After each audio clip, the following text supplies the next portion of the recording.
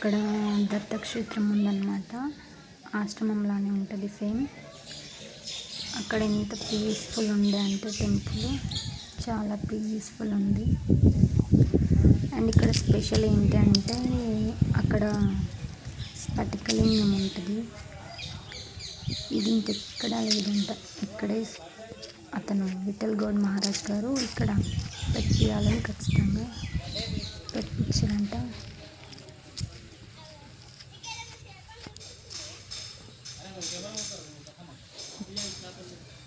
Next photographer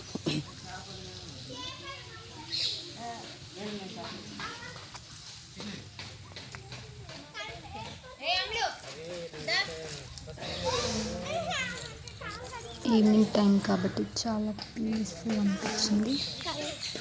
and ఈ ఆశ్రమం village లాస్ట్లో ఉంది కాబట్టి ఏ డిస్టర్బెన్స్ లేకుండా చాలా పీస్ఫుల్ అయిన టెంపుల్.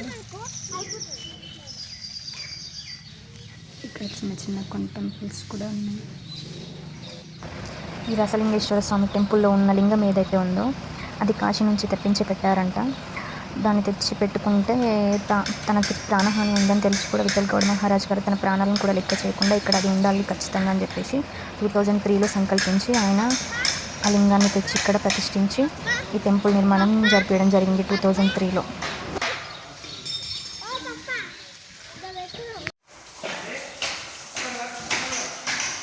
ఇదే రసలింగేశ్వర స్వామి టెంపుల్.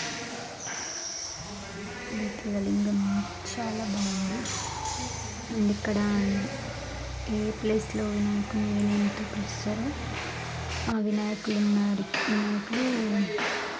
టెంపుల్కి రౌండ్గా వాటిని అట్లా పెట్టారు.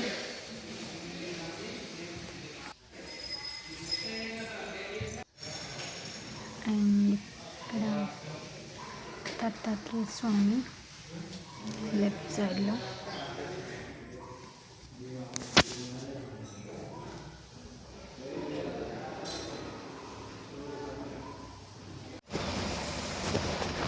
ఇక్కడ కనిపించేది స్ఫటికలింగం. గర్భగుడిలోని పిక్స్ తీయనీయలేరు కాబట్టి అది నేను గూగుల్లో సెర్చ్ చేసి యాడ్ చేశాను. అండ్ ఇక్కడ విఠల్ గౌడ్ మహారాజ్ గారి విగ్రహాన్ని ఇక్కడ పెట్టి రౌండ్గా గ్లాస్ పెట్టి అట్లా లైట్స్తో డిస్ప్లే అవుతుంది కదా. విఠల్ గౌడ్ మహారాజ్ గారి విగ్రహం ఉంది అక్కడ చూస్తున్నాం. లోపలికి వెళ్ళడానికి వీల్లేదు కాబట్టి బయట నుంచే మొక్కినాం. ఈయనే విఠల్ గౌడ్ మహారాజ్. అండ్ ఇది 3 చెట్లు కలిసి ఒకే దగ్గర ఉన్నవి. దత్తాత్రేయుడి స్వరూపం. ఇది విఠల్ గౌడ్ మహారాజ్ గారి సమాధి.